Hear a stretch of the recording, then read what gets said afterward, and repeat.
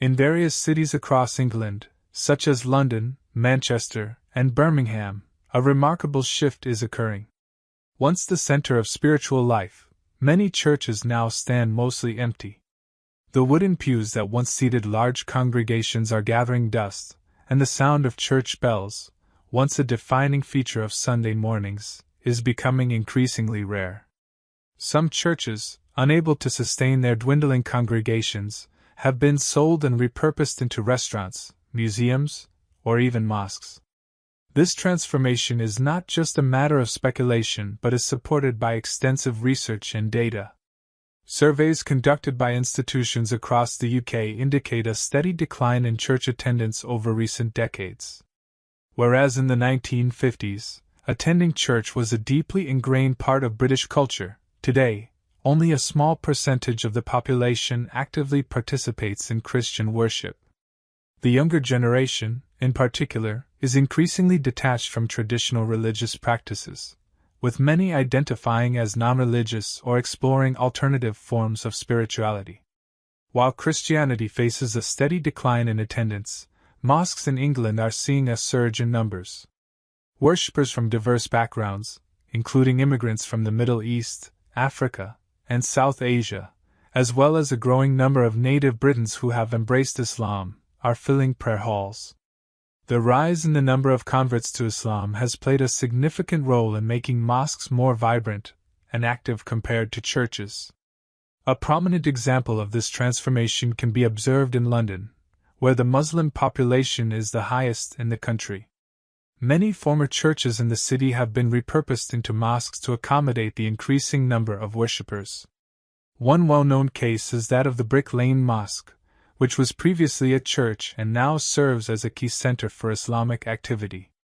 Similarly, in cities like Birmingham and Manchester, numerous churches that struggled to maintain their congregations have been transformed into mosques, highlighting the evolving religious landscape in England. Reports from British media suggest that over the past 2 decades, around 500 churches in England have either closed down or been converted, while the number of mosques continues to rise. Many Muslim communities actively seek to acquire vacant church buildings to repurpose them as places of worship, further illustrating Islam's expanding presence in the UK. Several factors contribute to the decline in church attendance. One of the primary reasons is the shift in societal values and attitudes, particularly among younger generations. Modern society has become increasingly secular, with many individuals prioritizing careers, entertainment, and technology over religious commitments. Traditional religious teachings no longer resonate with many people, leading them to distance themselves from Christianity. Additionally, controversies and scandals involving church leaders have eroded public trust in religious institutions. Reports of misconduct have led to growing disillusionment, further contributing to the declining participation in church activities. As a result, many individuals have either abandoned religion altogether or sought spiritual fulfillment elsewhere. In contrast, Islam continues to attract individuals seeking structure and purpose in their lives. Mosques in England serve as more than just places of worship. They act as community hubs offering education, social support, and guidance. Many British citizens, including those with no prior connection to Islam, are now exploring its teachings, with some ultimately embracing the faith. One well-documented case is that of Lauren Booth, the sister-in-law of former British Prime Minister Tony Blair. After visiting Palestine and engaging with the local Muslim community, she experienced a profound sense of tranquility and fulfillment. Her spiritual journey led her to embrace Islam, and she has since become an advocate for greater understanding of the religion in the UK. Lauren Booth is not an isolated case.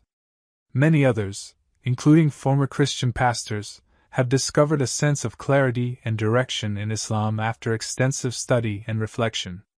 The rising number of such converts is a testament to Islam's increasing influence beyond traditional Muslim-majority regions.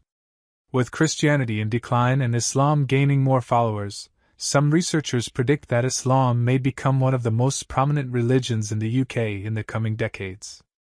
If current trends continue, the Muslim population will keep expanding, reshaping the religious and cultural identity of the country.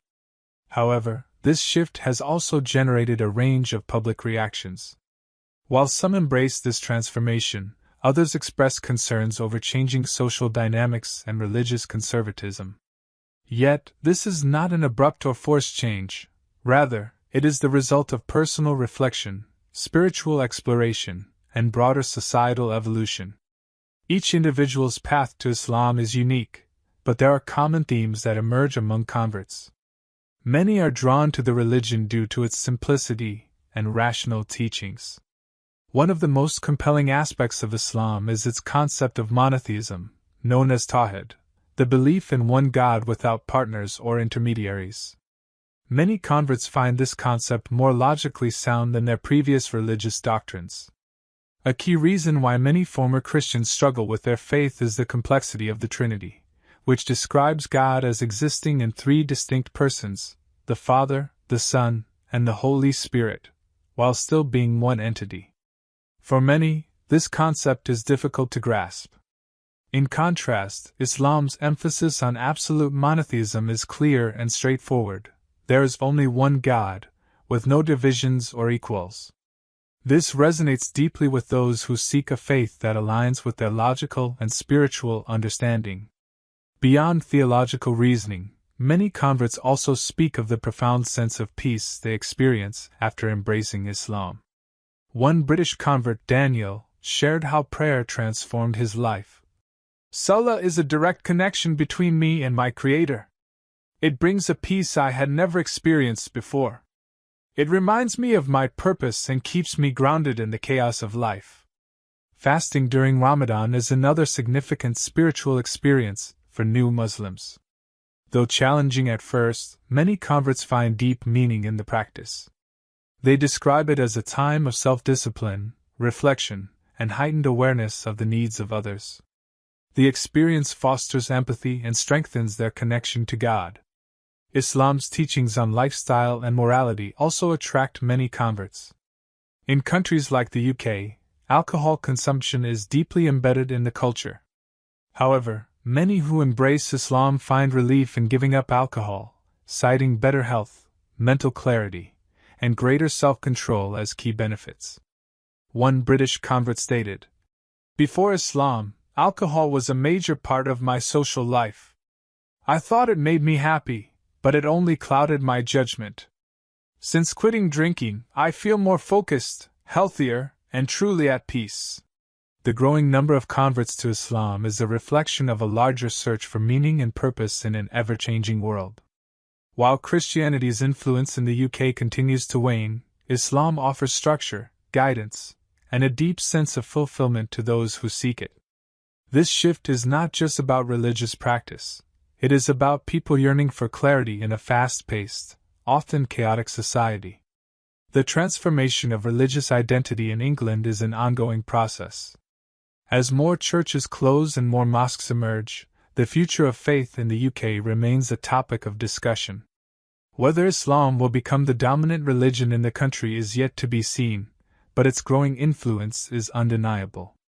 As the number of converts rises and communities continue to expand, Islam's role in shaping the religious landscape of the UK will only become more significant in the years to come. The influence of Islamic dress codes has also played a significant role in shaping the perception of Islam in the UK. Many British Muslims who have embraced Islam highlight the strong sense of community and mutual support they experience. In a world that often feels increasingly individualistic, many converts express appreciation for the sense of unity within the Muslim community. They find solace in an environment where people genuinely care for one another and offer assistance in difficult times. Numerous well-known individuals have also embraced Islam, further inspiring others to learn about the faith. A former MTV Europe presenter found peace in Islam after visiting Palestine, while Timothy Winter, also known as Abdul Hakim Murad, an esteemed academic and theologian from England, converted after an in-depth study of Islamic teachings. Their journeys serve as examples of how intellectual and spiritual exploration can lead individuals to Islam. The rapid expansion of Islam in England is not merely a religious development, but also a socio-political and cultural shift. The growing number of Muslims, increasing conversion rates, and the rise of newly established mosques have significantly altered the social fabric of British society. Some view this transformation as a spiritual revival, while others perceive it as a challenge to the secular nature of Western culture. One of the most apparent effects of Islam's growth in England is the change in social and cultural practices. With more Muslims following Islamic teachings, Islamic values are becoming more visible in everyday life. In major cities like London, Birmingham, and Manchester, halal food options have become widely available. Many fast food chains, including KFC, Subway, and Nando's, have introduced halal menus in response to increasing demand from the Muslim community. Clothing trends have also evolved. A few decades ago, seeing women in hijabs on British streets was rare. Today, it is a common sight, with many Muslim women feeling more comfortable and confident wearing hijabs or niqabs in public. The growing Muslim population has also influenced social interactions, with many non-Muslims adopting aspects of Islamic customs, such as abstaining from alcohol or participating in Ramadan fasting out of curiosity or solidarity. Despite these cultural shifts, the growing presence of Islam in England has not been universally accepted. Some groups view the increasing influence of Islamic traditions as a challenge to Britain's historically secular and liberal society. Right-wing groups have expressed concerns that the expansion of Islam might erode traditional British values. They argue that if Muslim demographics continue to rise, there may be significant cultural and legal changes, including discussions about the potential influence of Islamic principles in governance. At the same time, many British citizens have come to understand and appreciate Islam through personal interactions. Initially skeptical individuals have changed their perspectives after forming friendships with Muslims and witnessing their way of life firsthand. A Briton who once harbored negative views of Islam remarked, "I used to think Islam was a rigid and strict religion, but after getting to know Muslim friends, I realized they are among the kindest and most welcoming people. Islam is nothing like the way it is often portrayed in the media." The growing Muslim population has also contributed positively to social cohesion. Many Muslims are involved in community outreach, charitable work, and education, fostering a sense of unity between Muslims and non-Muslims. Additionally, studies have shown that Muslim communities in the UK tend to have lower crime rates compared to other groups. Their commitment to avoiding alcohol and drugs, maintaining strong family bonds, and following disciplined lifestyles has positively influenced society. A British sociologist once noted, "If we examine Muslim communities in England, they are among the least involved in crime and substance abuse." This demonstrates how Islamic teachings contribute positively to social stability and moral values. The rapid growth of Islam in England has led to discussions about its future role in British society. With the Muslim population steadily increasing each year, some speculate that Islam could become one of the dominant religions in the country.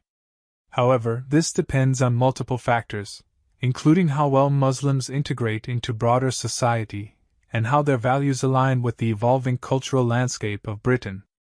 Islamic values continue to promote social harmony, and Muslims actively contribute to various fields, including education, economics, and politics. Their participation in these areas plays a crucial role in shaping the integration of Islam into British society. A respected imam in the UK once stated, "Islam is not a threat to Britain. In fact, it can be a part of the solution in building a more just, fair, and harmonious society." The shift in religious demographics in England is further reflected in recent surveys and research.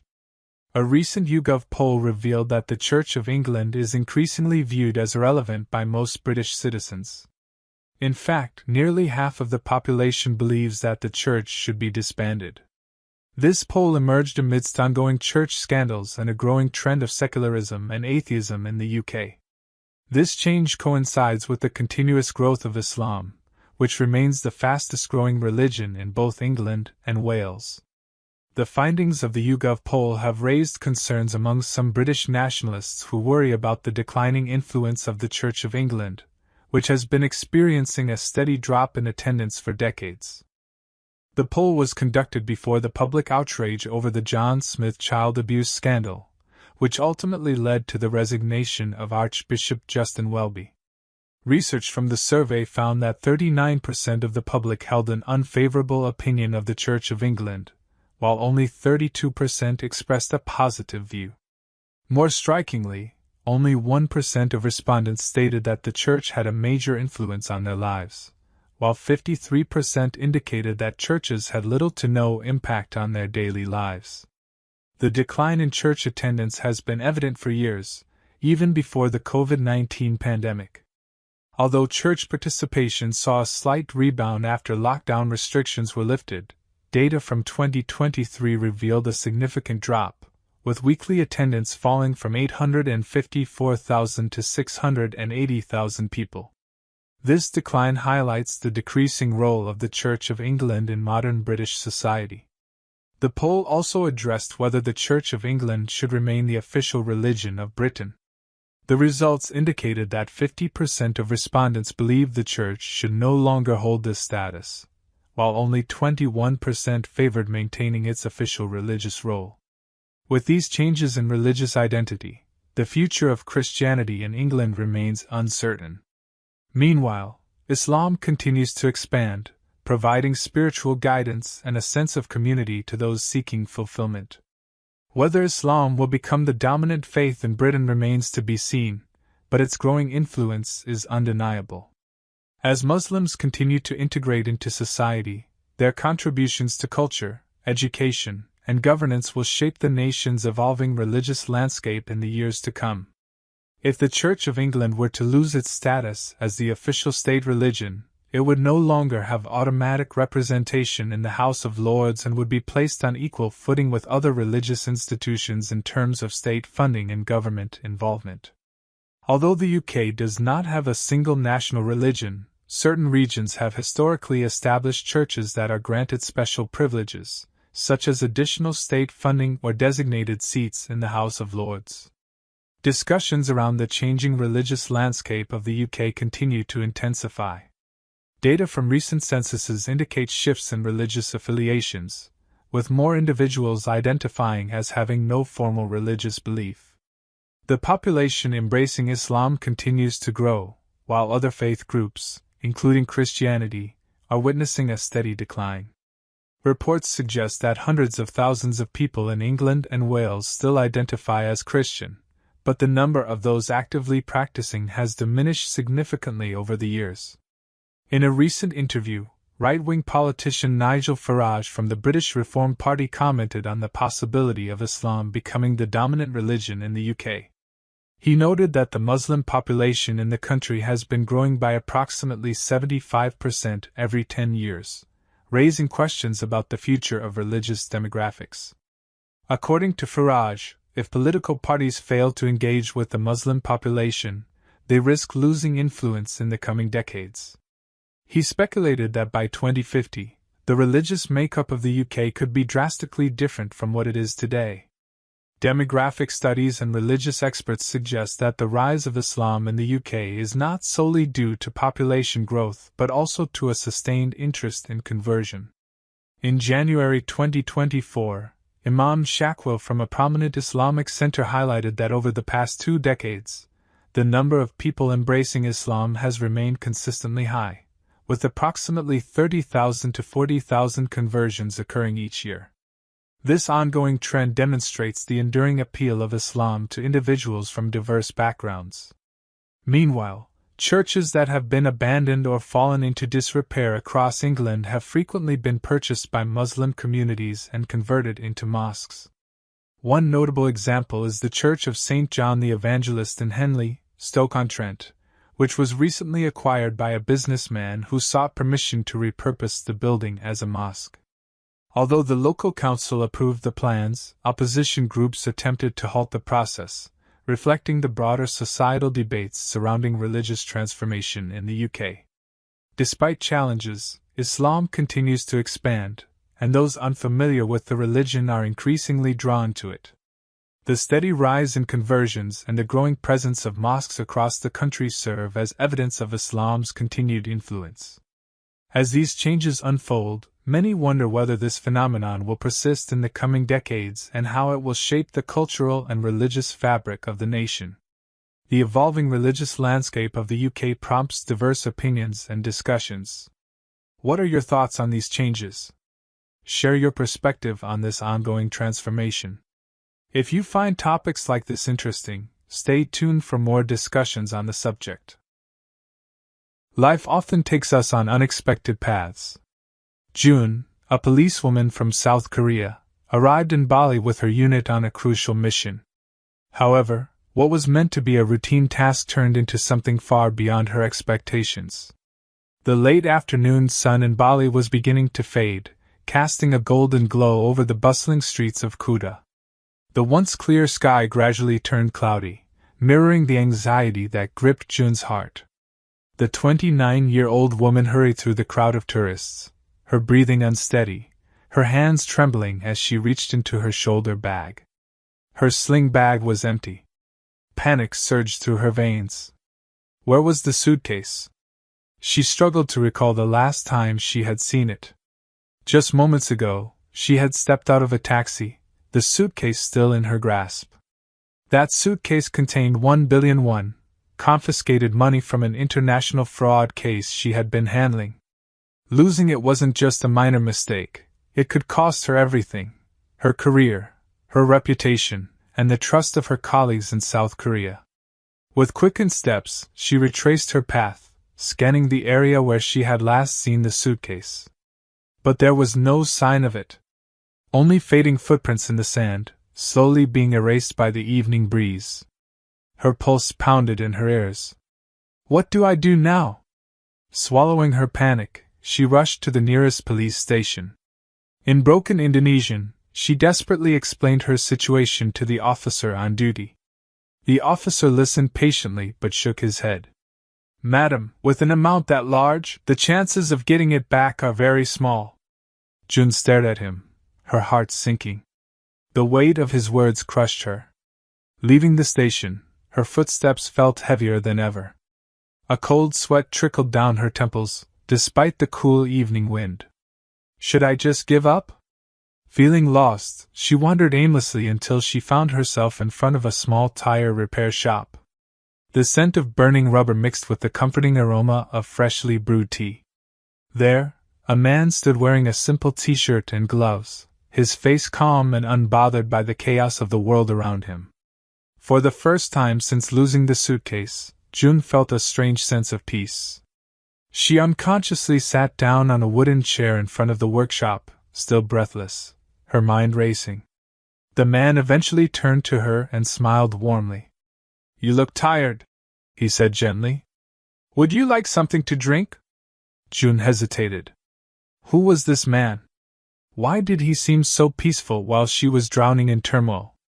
The man disappeared into his small workshop for a moment, and returned with a glass of warm tea in a slightly cracked cup.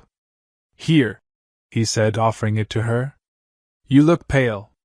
June eyed the tea with hesitation. She was used to luxury, staying in five-star hotels, dining in expensive restaurants. And yet, in this small, humble shop, a stranger was offering her tea in a simple cup. Strangely, for the first time since the disaster, she felt a bit calmer. Slowly, she accepted the cup and took a sip. The warmth spread through her, soothing her frayed nerves. The man quietly resumed his work, patching up an old tire. June observed him silently. He appeared to be in his early 30s, an Indonesian man dressed in a plain t-shirt with a sarong wrapped around his waist. His demeanor radiated peace, something June had never seen in her fast-paced, high-pressure world. Breaking the silence, she finally spoke. I lost something very important. The man nodded thoughtfully. Was it stolen? Or was it lost due to negligence? June hesitated. If she had been more careful, the suitcase wouldn't have gone missing. It seems I was negligent, she admitted. The man gave a faint smile. Then there's still a chance to get it back. June frowned. Why would you think that? He set aside the tire he was working on, wiped his hands, and answered in a calm voice. I believe that if something is truly meant for us, it will find its way back. And if not, then something better is waiting for us. June fell silent. The words were simple, yet they struck deep. What's your name? She asked after a pause. The man smiled again. Raka. I'm just a simple tire repairman. Night had begun to fall over Bali. The street lights flickered to life, casting a dim glow on the quieting streets. The roar of passing vehicles had begun to fade. June was still seated in front of the small workshop, holding the now half-empty cup of tea. She hadn't spoken much after their conversation, but something about Raka's presence made her feel less alone. And yet, deep inside, a gnawing anxiety remained. What will happen if I don't find that money? My life will be ruined. Suddenly, the sound of footsteps approached. A thin young man, wearing tattered clothes, stood at the entrance of the workshop.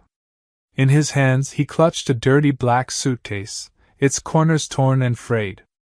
Bang, Raka! The young man called out. June's breath caught in her throat. Could it be?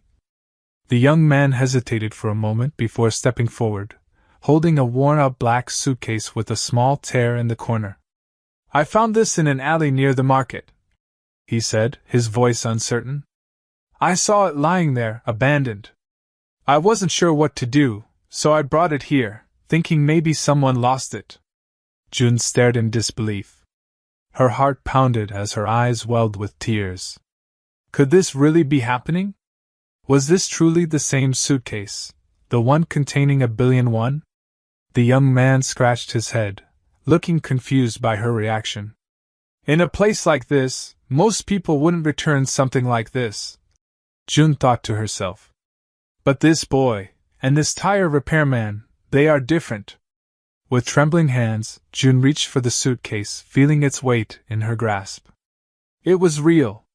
The money was still inside. Relief washed over her like a wave, yet a part of her couldn't comprehend how such honesty could exist in a world she had always seen as corrupt and ruthless. She pulled out a handful of cash and extended it toward the young man. Take this, she urged. It's a reward for your honesty. But before the young man could react, Raka gently placed a hand on his shoulder and shook his head. This is not ours, Raka said calmly. We have no right to keep it. The young man hesitated, then nodded, understanding. June, however, was taken aback. In her world, money was everything: power, security, influence. Yet, here in this humble place, she saw something far greater: honesty, sincerity, and faith. She sat down slowly, feeling a strange warmth in her chest. What kind of people are they? She wondered. Is there really something more valuable than wealth? For the first time in her life, a thought emerged in her mind, one she had never truly considered before. Could there be something greater than what I have been chasing all my life? June looked up at Raka, her voice hesitant. How can you be so sure that everything happens for a reason? Raka smiled, his expression calm. Because I believe in God's will. If something is meant for us, it will return. And if it's taken away, perhaps something better is waiting ahead. His words lingered in her mind, deeper than she expected. As a police officer, she had always dealt with crime, betrayal, and corruption. She had learned to trust no one. But now, in this small, simple place, she heard something she had never heard before: peace. The night breeze carried a quiet calm over the streets of Bali. As Raka finished his work, June found herself staring at him. Would you? She hesitated. Would you take me to your place of worship? Raka looked at her, slightly surprised, then nodded with a gentle smile. Come with me. They walked together through the dimly lit streets, making their way to a small mosque at the end of the road. The sight of it was unfamiliar to June, yet something about it felt inviting. She paused at the entrance, watching as a few men entered, removing their shoes before stepping inside. Raka turned to her. "I'll be back soon," he said before disappearing into the mosque. June sat on a wooden bench outside, listening. Then she heard it. The soft, rhythmic recitation of the Qur'an filled the air, flowing like a melody. The sound reached her ears, and strangely, her heart. For the first time, she wasn't overwhelmed by the chaos of her life. Instead, she felt something she never had before. Stillness. A question formed in her mind. Have I ever truly felt at peace before? She closed her eyes, allowing the unfamiliar feeling to settle within her. When Raka returned, she looked at him, her expression thoughtful. You really believe that everything happens because of God's will? She asked softly. Raka smiled. Of course. Even loss can be a way for God to guide us to something greater. June sat in silence. If she hadn't lost her suitcase, she wouldn't have met Raka. If she hadn't met him, she wouldn't be sitting here, questioning everything she thought she knew. For the first time in her life, she wondered, had she been searching for something without even realizing it? As they walked back to the tire shop, she didn't speak much. Raka remained quiet, allowing her thoughts to take their course. That night, as June returned to her hotel, she felt something she had never felt before. Not fear. Not stress. Not pressure. For the first time, she felt like she was standing at the edge of something new. June realized that there was something greater than just money, status, or worldly wealth. For so long, he had been chasing material success, believing it would bring fulfillment. But now, for the first time, he felt as though he had found someone who was guiding him towards something more meaningful. His days were no longer just about work and routine. They were filled with deep conversations and quiet moments of reflection. He spent more time with Raka, not just to talk but to learn. One evening, as they sat near the small repair shop, June finally asked the question that had been on his mind for days. How can you be so sure that God exists? Raka smiled, as if he had heard this question many times before. Look around you, he said. The ocean waves, the blowing wind, even the steady rhythm of our own heartbeat, everything moves according to a perfect order. Do you really think that's just a coincidence?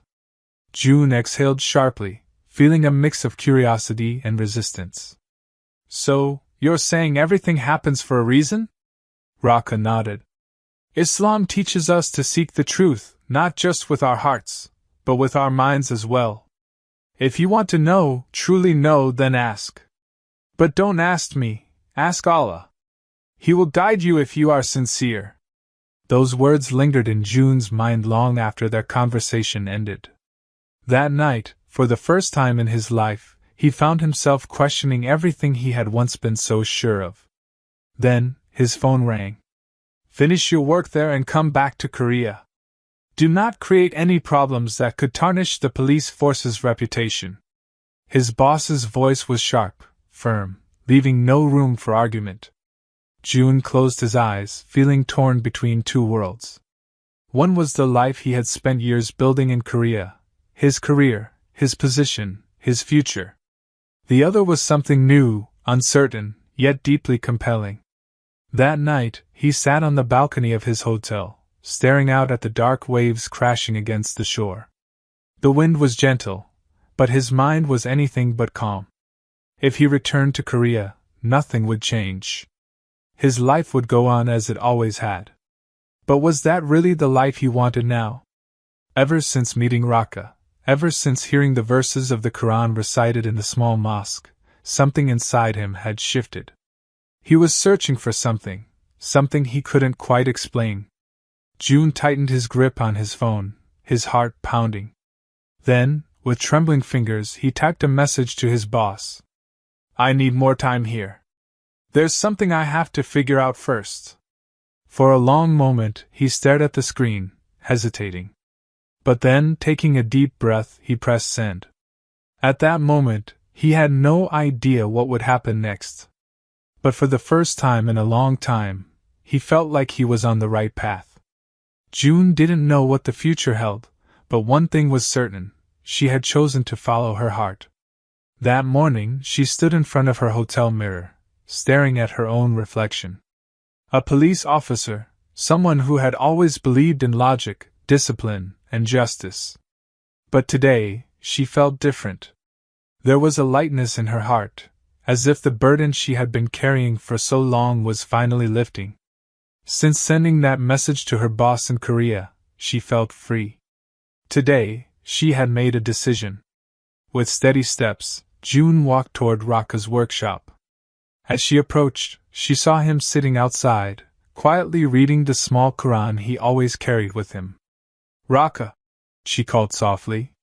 He looked up from his book and smiled. "Good morning, June." Tears welled up in her eyes. She took a deep breath and, with a voice full of emotion, said, "I've thought about it. With all my heart, I want to say the Shahida." The words left her lips, and in that moment she felt something she had never experienced before, a profound, unshakable peace.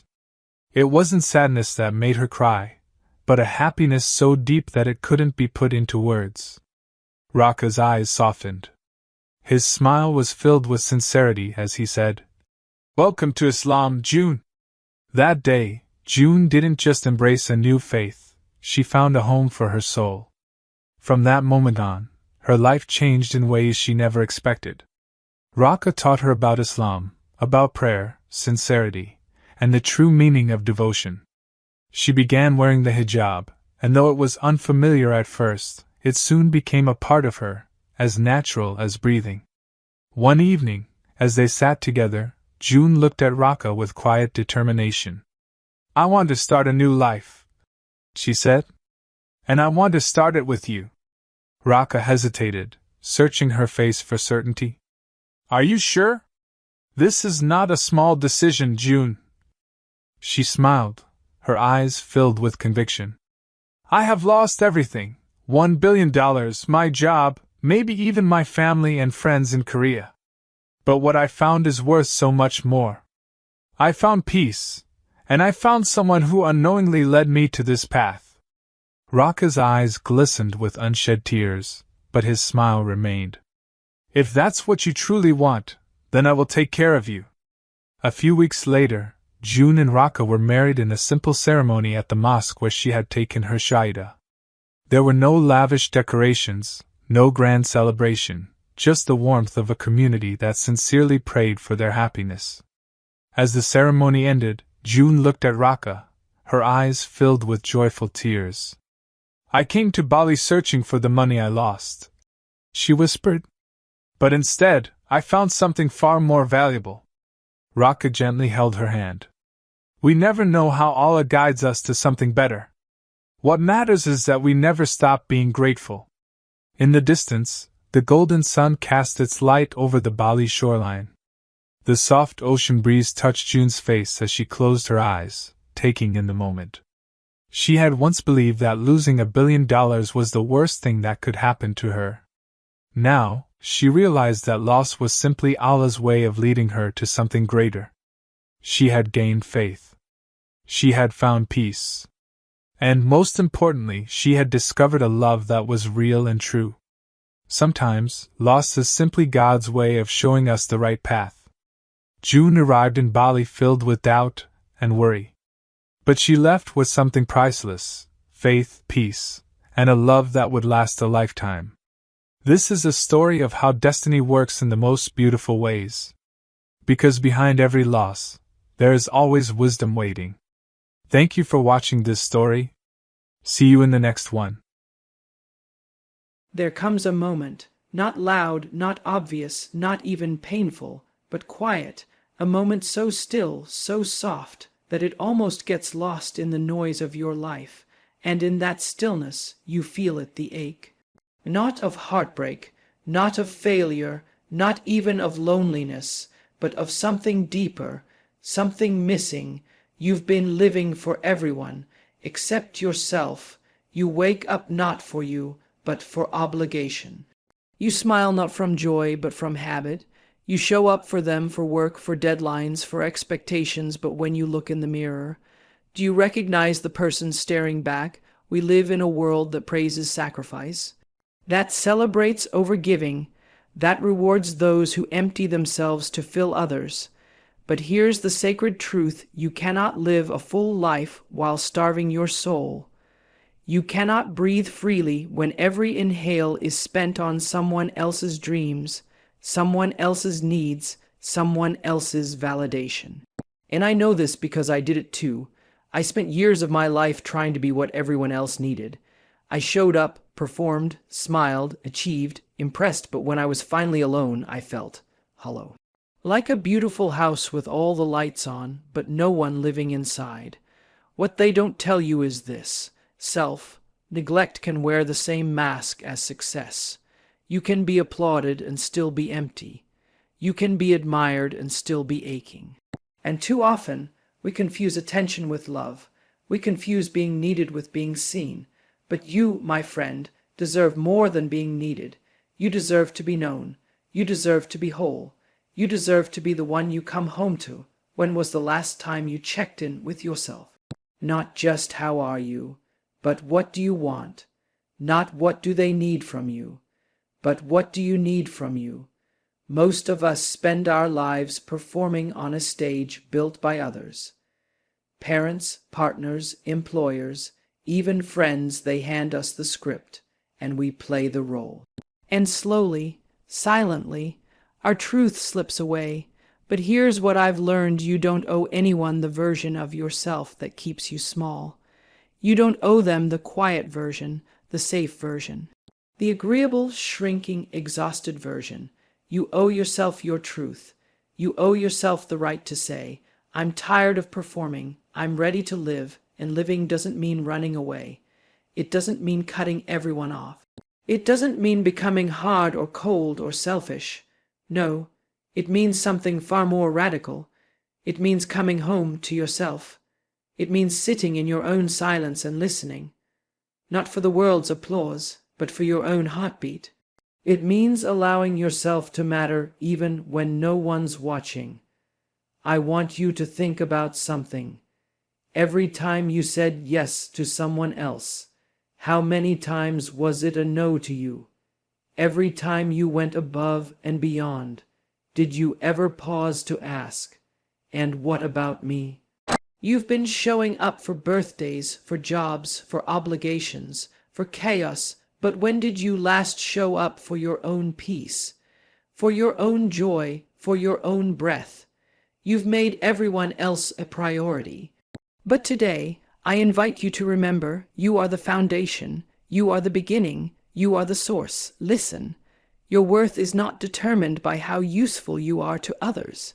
Your value doesn't rise or fall based on who approves, who claps, who notices.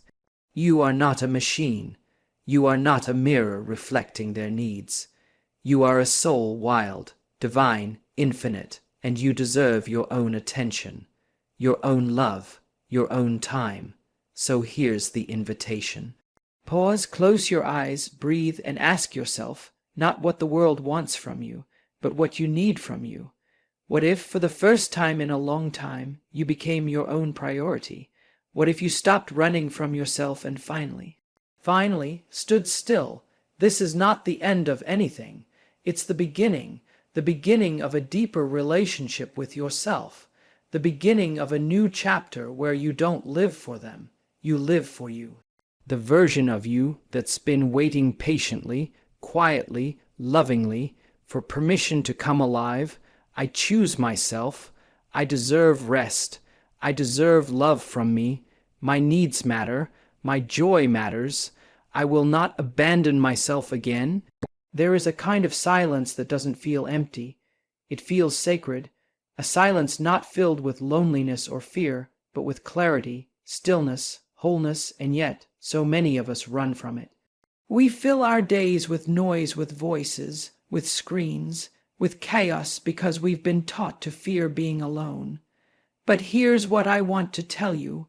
Solitude is not loneliness. Solitude is where the real you lives. And if you can just sit in it long enough, you'll hear the voice of the person you were always meant to become. You see, I used to think being alone meant being unloved. I used to think that if I wasn't surrounded by people, if I wasn't being invited, called, praised, needed, then I must be forgotten. I must not matter. But then life brought me into a season of quiet. A season where the phone didn't ring, the doors didn't open, and the audience disappeared. And it was in that very silence that I finally heard myself. Not the persona, not the performer, not the achiever. Me, the woman who'd been buried beneath all the roles I had played. And when I really met her, I realized she was enough all along. We live in a culture that glamorizes connection, but forgets to teach us how to connect with the most important person we'll ever know, ourselves. You can have hundreds of followers, friends, co-workers, lovers, and still not know who you are. And when you don't know who you are, the world will assign you a name, a purpose, a path, and you'll follow it. Until one day, you wake up exhausted, anxious, confused, wondering, how did I end up here? The truth is, we are afraid of ourselves, afraid of what we might feel if we stop running, afraid of the grief we buried, the dreams we abandoned, the pain we silenced. But what if the very thing you're avoiding is the key to your freedom?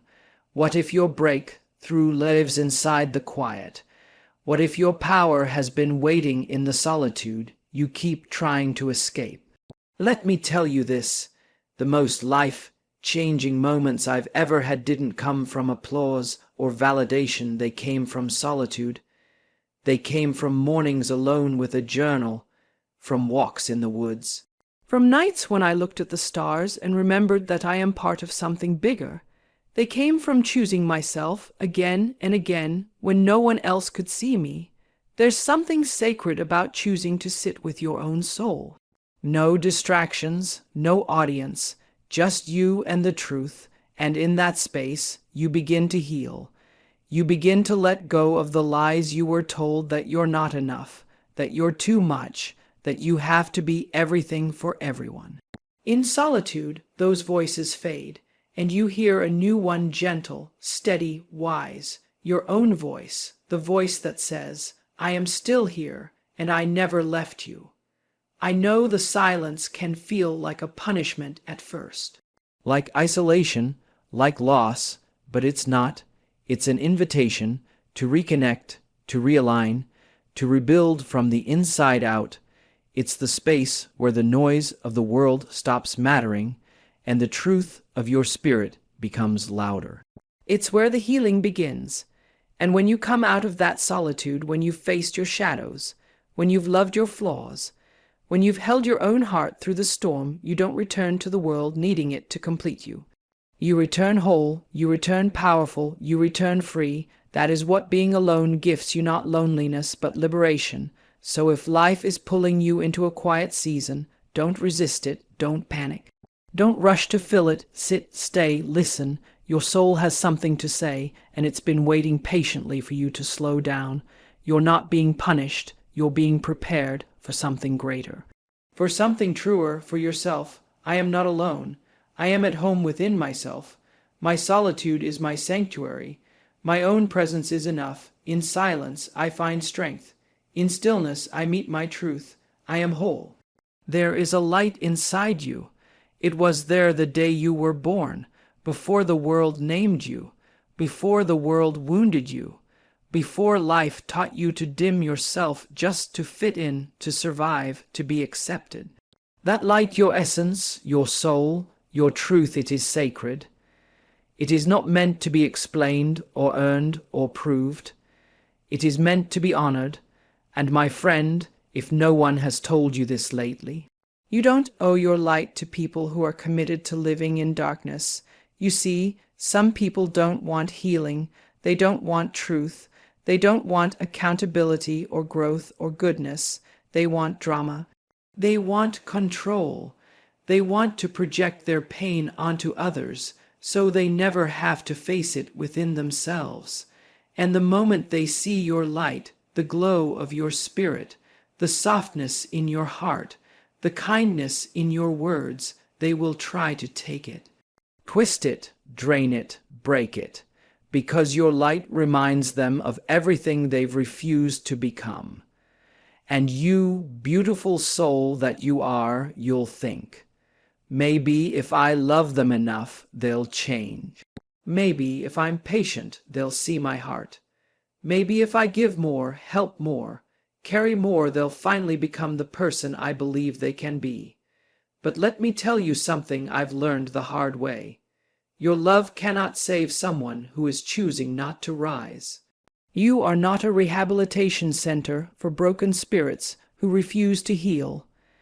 You are not a lifeboat for people who keep jumping into the storm. You are not the sun meant to burn herself out trying to warm someone who refuses to open the windows. You are not here to sacrifice your peace to validate someone else's chaos.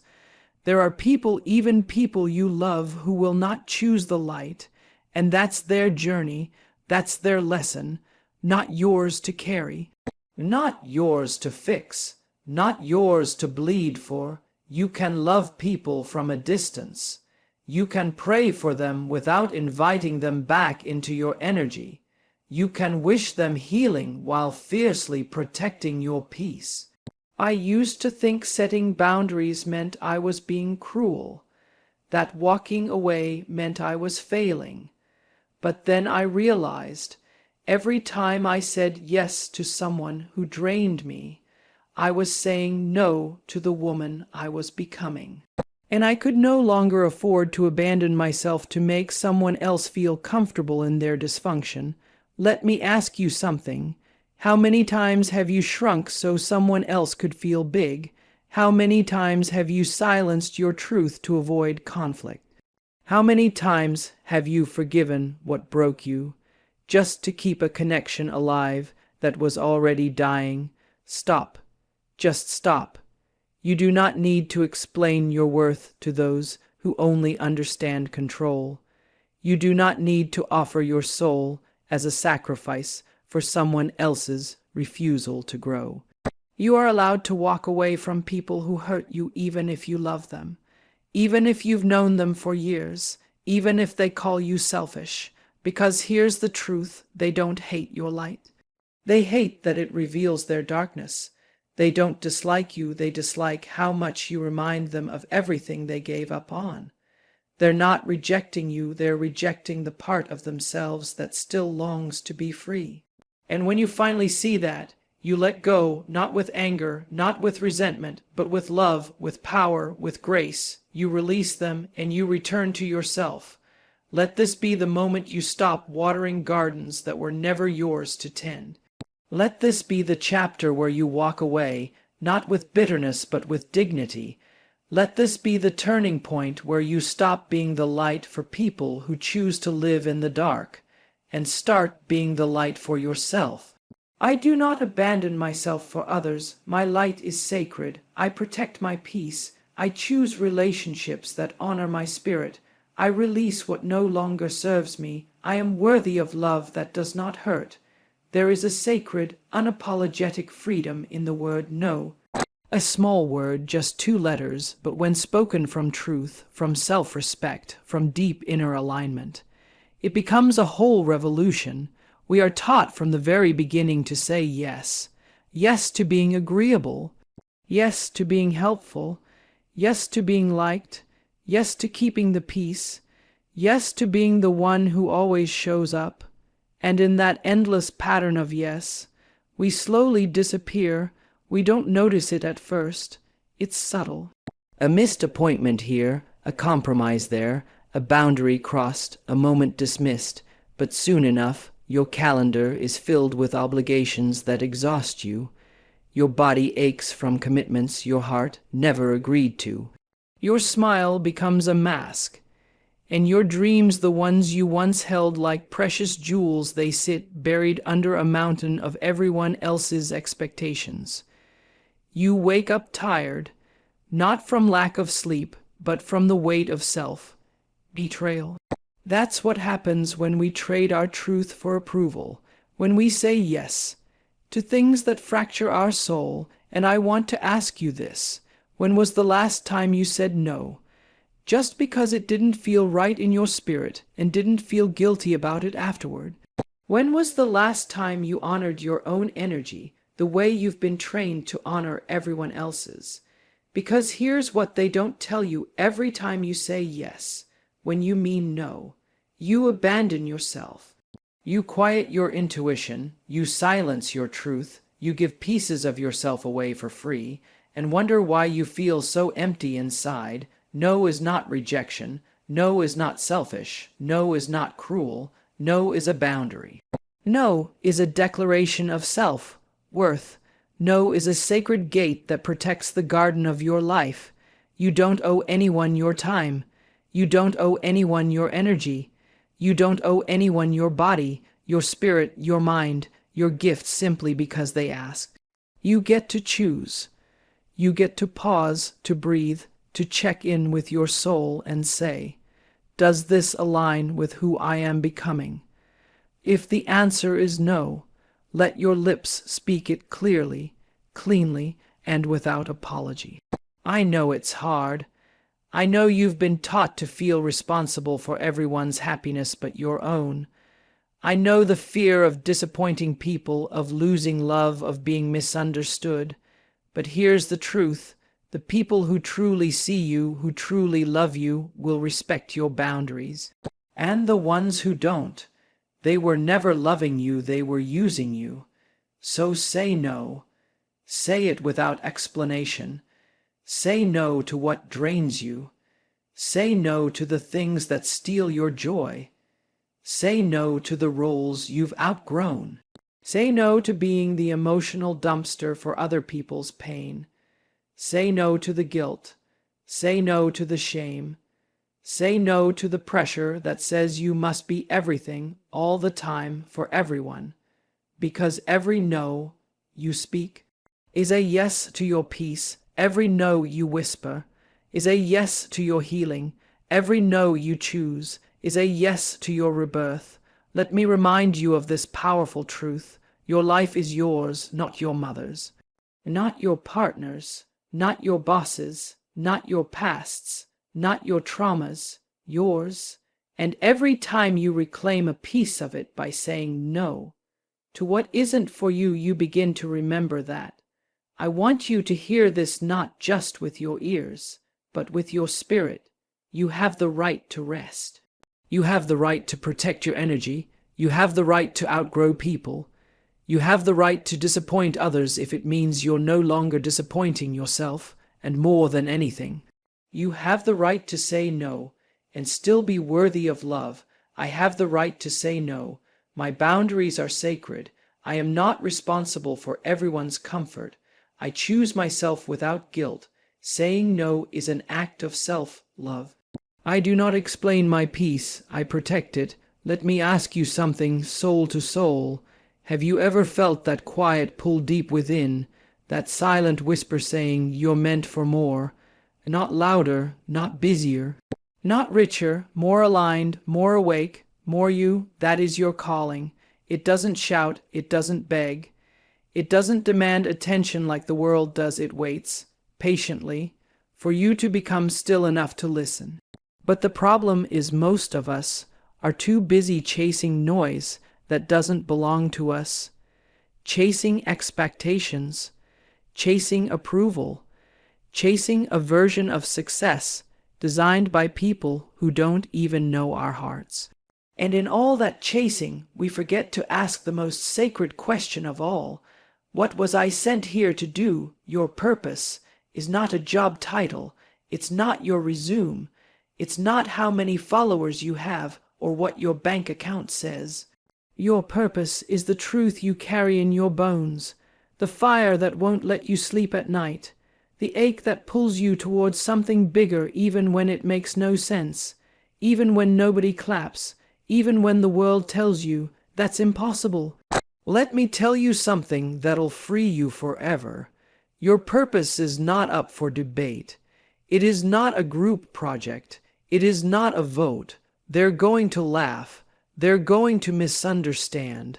They're going to doubt you not because you're wrong, but because your light makes them squint.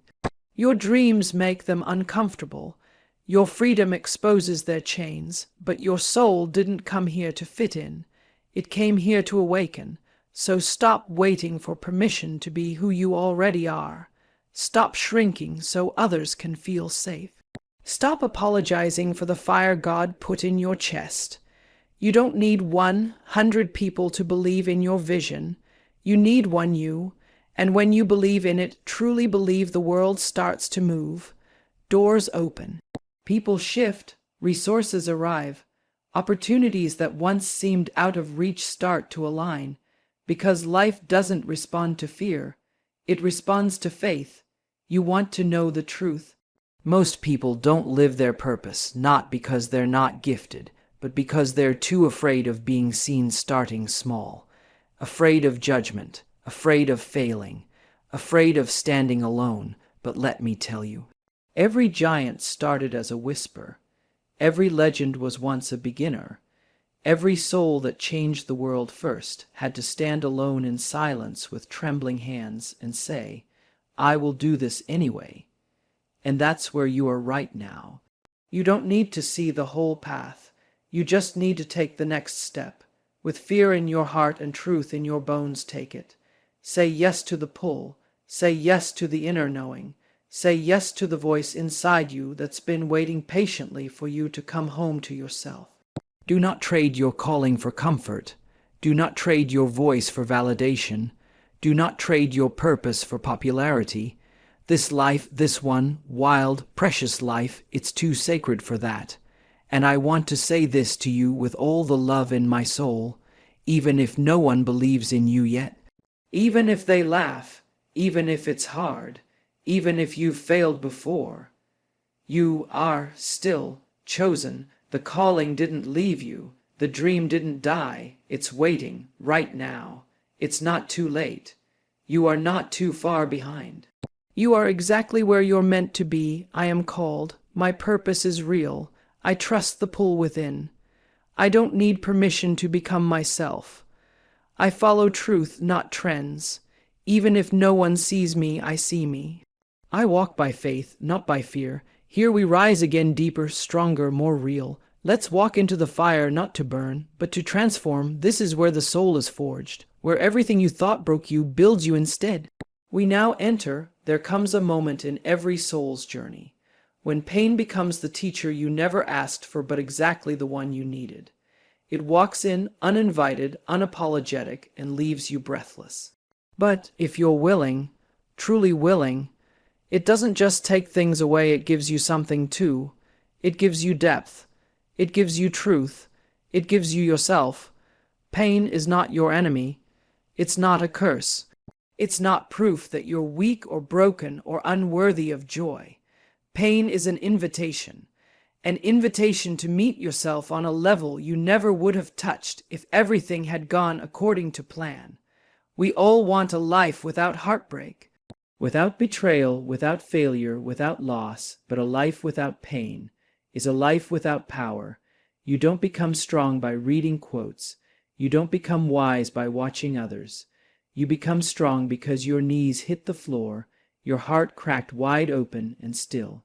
You chose to rise. Let me say this. Your wounds do not disqualify you. They qualify you. They are the evidence that you lived, that you felt deeply, that you were willing to love, to try, to leap even when the ground disappeared beneath you.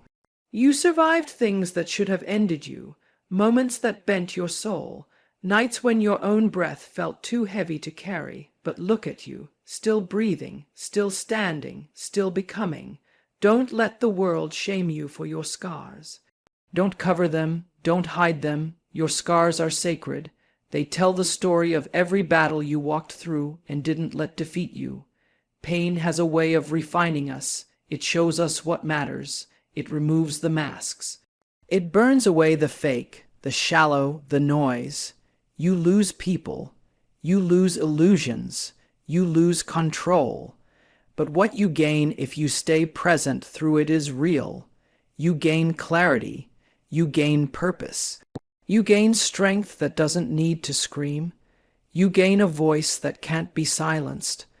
There is a fire that pain ignites, and if you let it, it will purify you. It will teach you how to love without losing yourself, how to stand alone without feeling empty, how to speak your truth even when your voice shakes, how to be soft and strong at the same time. You see, every heartbreak taught you boundaries, every failure taught you humility, every betrayal taught you self-trust, every rock bottom taught you resilience. And here's the real miracle: all that pain, it didn't just teach you how to survive, it taught you how to transform. This is how warriors are made, not in comfort, not in applause, but in the silence, in the storm, in the seasons when no one clapped and you kept going anyway. So if you're in pain right now, don't numb it. Don't run from it. Don't ask, why me?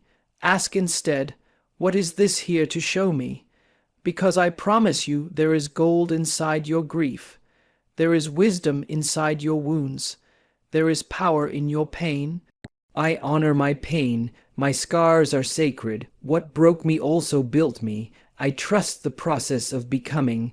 I am not my trauma. I am my transformation. My story holds power. I am the survivor and the storyteller. And if you've made it this far, it means one thing: you're ready. Ready to stop waiting. Ready to stop dimming your light. Ready to stop asking for permission to be powerful. You are not here by accident. You didn't stumble upon this moment by coincidence. Your spirit chose to be here to hear this, to remember this. You are not broken. You are becoming. You were never meant to be like them. You were always meant to become you. And I want you to remember something sacred. You don't have to change the world all at once. You just have to come back to yourself moment by moment, breath by breath, choice by choice. That's how we win. That's how we heal. That's how we rise. You've already walked through the fire.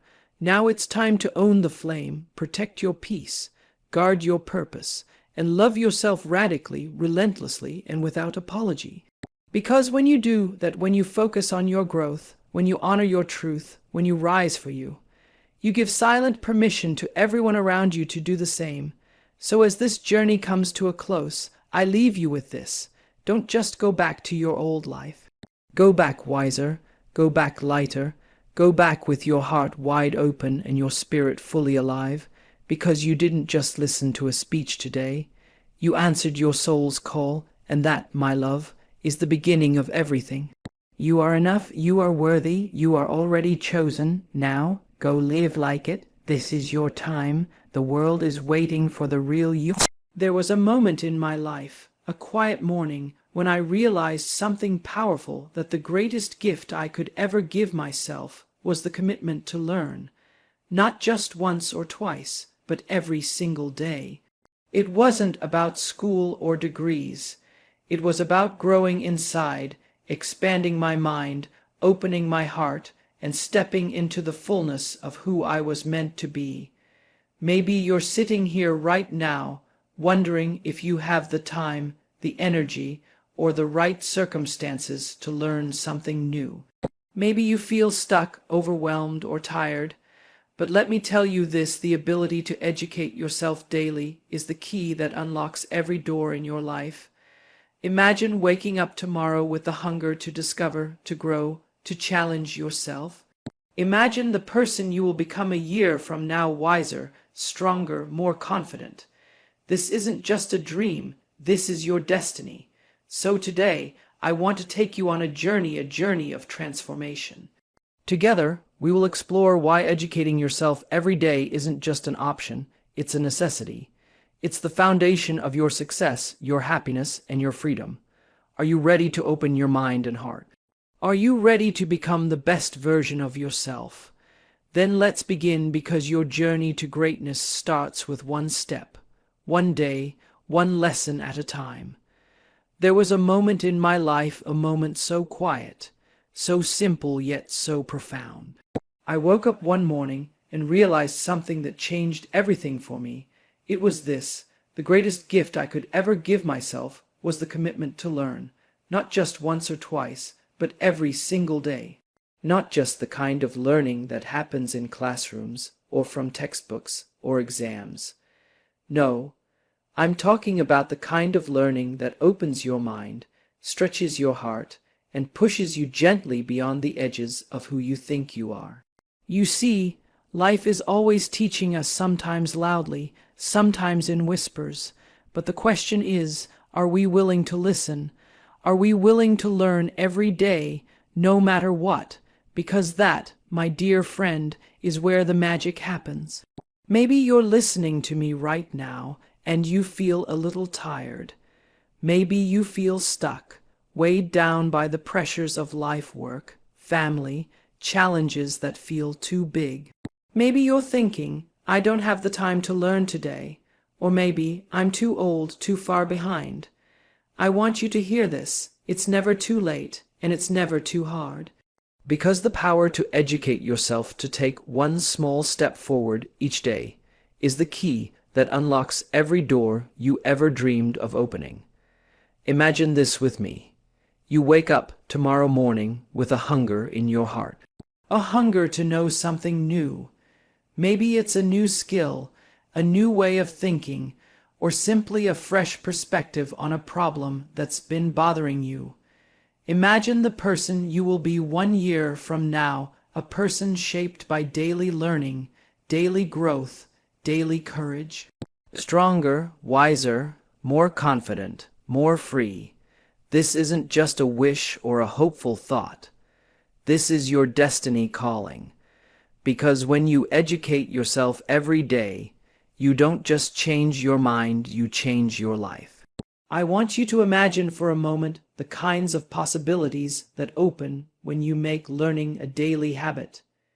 How your relationships might improve, how your career could flourish, how your inner world can transform. You see, education is more than facts or figures. It's about understanding yourself, your dreams, your fears, your purpose. It's about breaking free from old limits and stepping into a bigger, brighter version of you. And this journey, this beautiful journey, begins with one simple decision: to commit, to say today, I will learn, I will grow, I will become better. This is not just a speech, it's a call to action, a call to your soul. So I ask you, are you ready to open your mind, to open your heart, to step forward into the fullness of your potential? Because your journey to greatness doesn't start tomorrow. It starts today. Hold the silence for a moment, then gentle, warm closing. Let's begin this journey together. Now that we've set our intention to educate ourselves every single day, let's take a moment to truly understand what this means. When I say educate yourself daily, I'm not talking about sitting in a classroom or memorizing facts. No, it's so much bigger than that. It's about opening your heart and mind to the endless possibilities of learning that life offers us every day. Every conversation you have, every book you read, every challenge you face, these are all teachers. Life is constantly giving us lessons, but it's up to us to be students who are ready to receive. This is what I want you to remember. Learning is not just an event or a moment in time. It's a journey, a lifelong journey, and it doesn't matter where you start or what your background is. What matters is your commitment to take that journey day by day, moment by moment. This journey is about growth, mental, emotional, spiritual, and even physical. It's about developing new skills, yes, but it's also about understanding yourself deeply. Learning what makes you happy, what makes you strong, what lights your soul on fire. Throughout the next hours, we will explore this journey together. We will dive into what it truly means to be a lifelong learner. We'll talk about how to build habits that sustain your growth. We'll face the fears and challenges that stop so many people from stepping forward. And most importantly, We will connect this journey of education to your purpose, that unique calling that only you can fulfill in this world. By the end of our time together, my hope is that you will feel inspired, equipped, and empowered to make educating yourself a joyful daily practice. Because when you do, you don't just change your own life, you create ripples that impact everyone around you. So, are you ready to take this journey, to embrace learning in all its beautiful forms, to unlock your full potential one day at a time? If you are, then let's move forward with open minds, open hearts, and the courage to grow. Let's begin. Let's begin by talking about something absolutely fundamental, the mindset that allows us to become lifelong learners. Because before you can commit to learning every day, before you can grow, you need to believe it's possible. You need to believe that you can change, that you can evolve, that you can become more than you are right now. This is called a growth mind. It's a powerful belief that your abilities and intelligence can be developed through dedication and effort. I want to tell you a story about a young woman named Maya. She grew up thinking she wasn't smart enough to pursue her dreams. She believed her talents were fixed, that no matter how hard she tried, she would never be good enough. One day, Maya discovered something life-changing, the power of choosing to learn every single day. She stopped seeing failure as proof that she wasn't capable.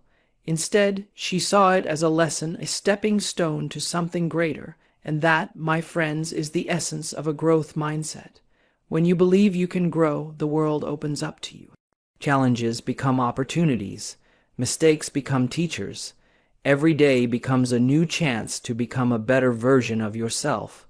But if you hold onto a fixed mind, set the idea that your talents and intelligence are static, you will find yourself stuck. Afraid to try, afraid to fail, afraid to learn. I want you to ask yourself right now, what kind of mindset are you holding onto? Are you open to growth, or are you holding back out of fear? Developing a growth mindset starts with simple awareness, noticing when you tell yourself, I can't, or I'm not good enough. Then gently replacing those thoughts with, I can learn and I will grow. And here's the beautiful truth, the more you practice this mindset, the easier it becomes. It becomes part of who you are. Now I want to share with you some powerful daily mental exercises you can do to nurture your growth mindset. First, start your day by affirming, today I am open to learning. I am ready to grow. Second, when you face a challenge, pause and ask yourself, what can I learn from this? Third, end your day by reflecting on one new thing you discovered or one way you grew. By practicing these simple steps, you rewire your brain for growth, resilience, and success. Remember, learning isn't just about accumulating facts.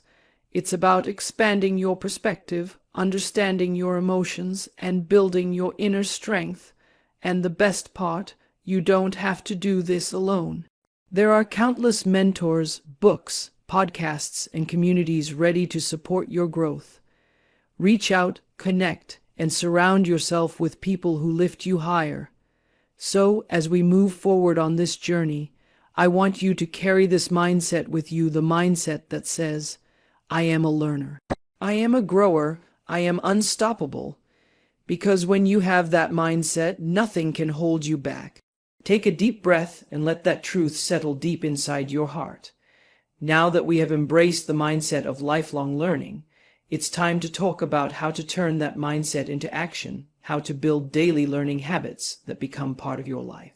Because a mindset alone is like a seed, it has the potential to grow, but it needs nurturing. Habits are the water and sunlight that nourish your seed. You see, education every day doesn't mean you have to study for hours or enroll in expensive courses.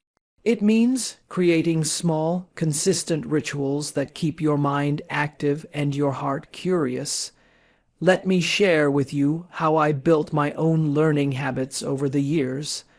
I found that the most powerful changes started with tiny steps, moments that could easily be missed if I wasn't paying attention. For example, reading just one paragraph from a book each morning, listening to a short podcast episode while walking, writing down one new idea or insight before bed. These tiny habits add up. They build momentum. And before you know it, learning becomes part of who you are. I want you to think about your current routine. Where can you weave in moments of learning? It could be during your commute, your lunch break, or even before sleep. Here are 3 simple daily learning habits you can start today. Curiosity moments. Take 5 minutes a day to explore a topic that fascinates you. It could be anything: history, science, art, or even a new hobby. Reflection journaling. At the end of each day, write down one lesson you learned. This helps your brain process and retain new knowledge. Question time. Challenge yourself to ask one thoughtful question each day about your work, your relationships, or your dreams. Questions open the door to deeper understanding. Building habits isn't always easy. You may face distractions, fatigue, or moments of doubt. That's normal. What matters is your willingness to keep coming back day after day. And remember, every time you engage in your learning habits, you are investing in your future. You are crafting the life you want. I encourage you to create a sacred space for your daily learning, a time and place where your mind feels free to explore. Whether it's a cozy corner in your home, a quiet morning walk, or simply a few minutes before sleep, make that your learning sanctuary. And don't be afraid to experiment. Try different ways of learning: reading, listening, watching, writing, or discussing. Find what lights your spark, because when learning becomes a habit, it becomes a joy, a celebration of your growth and your potential. Now, take a moment and think. What small step can you take today to build your daily learning habit? What tiny moment can you claim for yourself? The journey of learning is yours to create, one habit at a time. Now, my dear friends, as we embrace the mindset and build habits for daily learning, we must also recognize the barriers that stand in our way. Because the path to growth is not always smooth. Sometimes it feels like the world is conspiring to keep us stuck: distractions, doubts, fears, and even our own inner critic. But here's the truth. Every obstacle you face is an opportunity in disguise. Let's talk about some of the most common barriers to learning and how to gently, courageously overcome them. First, the barrier of fear. Fear of failure. Fear of not being smart enough. Fear of looking foolish. I want you to know fear is natural. It's part of being human, but it doesn't have to control you. Imagine fear as a shadow. It appears big and scary, but when you shine the light of curiosity and courage on it, it begins to shrink. So, when fear arises, try this. Acknowledge it. Say, "I see you, fear.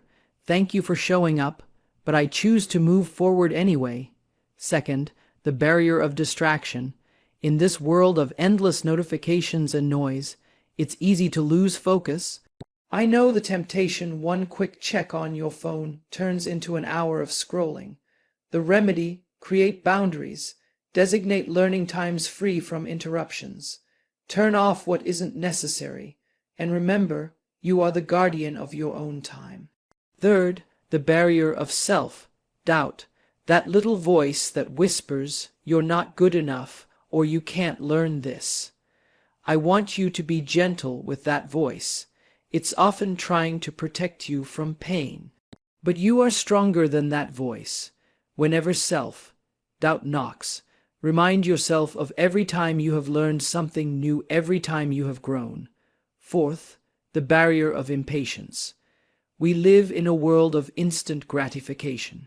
We want results now, but learning is a process. Growth happens over time. So, practice patience, celebrate small wins, trust the journey. Now, I want to invite you to a simple exercise. Think about a barrier you face right now. Picture it clearly. Now, imagine yourself gently stepping around it, or walking through it, or even transforming it into a stepping stone. Hold that image. Remember, you have within you the power to overcome. Every challenge is a chance to deepen your commitment to learning, to deepen your commitment to yourself. And I promise you, on the other side of those barriers lies your growth, your freedom, your joy. So, when you face obstacles, don't turn away. Face them with courage, with kindness, and with an open heart. Because you are worthy of learning, of growing, of becoming everything you dream. Now, let's dive into two of the most beautiful gifts we can nurture on our learning journey: curiosity and passion. Curiosity is the spark that lights the fire of learning.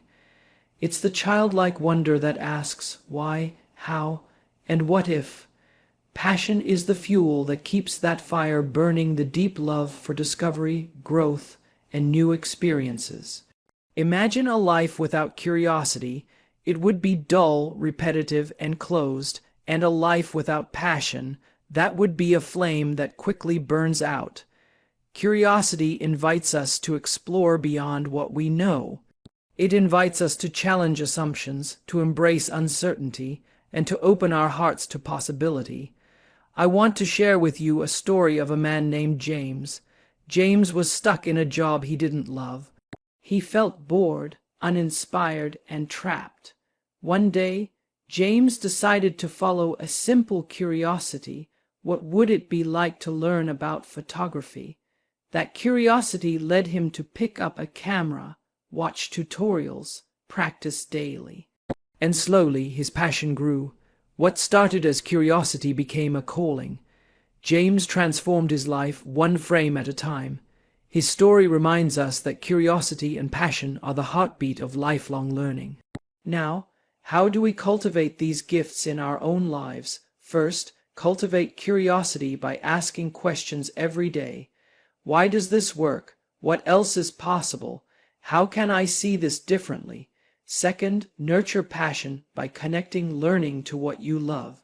If you love music, learn about the history of your favorite artists. If you love cooking, explore new cuisines and techniques. Passion makes learning joyful and meaningful. But remember, curiosity and passion can also ebb and flow. That's okay. During times when curiosity feels dim, be gentle with yourself. Rest, reflect, and allow new interests to emerge naturally. Here's a practice for you. Each day, set an intention to explore one thing that intrigues you. No pressure, no goals, just exploration, and watch how your world expands. Because when you learn with curiosity and passion, learning becomes a lifelong adventure, a journey of the heart as much as the mind. Take a moment now. Think about what sparks your curiosity, what passions are waiting to be awakened inside you. Hold on to those sparks and let them guide your daily learning. Now, my dear friends, all the learning, the habits, the curiosity, and passion, they lead us here. To application, to transformation, because knowledge without action is like a seed that never gets planted. The real magic happens when you take what you learn and bring it into your life. When you apply new ideas, new skills, and new perspectives, you create change. Transformation is the gift of daily education. So how do you do this? How do you turn learning into real life growth? First, start small. Choose one thing you've learned and put it into practice today. Maybe it's a new mindset, gratitude, patience, courage. Maybe it's a skill, time management, communication, or self-care. Second, reflect on your progress. Celebrate your wins, however small, because every step forward builds momentum. Third, be patient with yourself. Transformation takes time. It's not an event, it's a journey. Fourth, share your learning. Teach what you know to others. When you share, you deepen your own understanding and inspire others. Fifth, embrace challenges as opportunities. When life tests you, use your learning as your strength. Remember, your education is not just for you. It's for your family, your community, your world. Every day you educate yourself, You become a beacon of hope and possibility. Now, I invite you to think about your own life. How can you apply what you've learned today?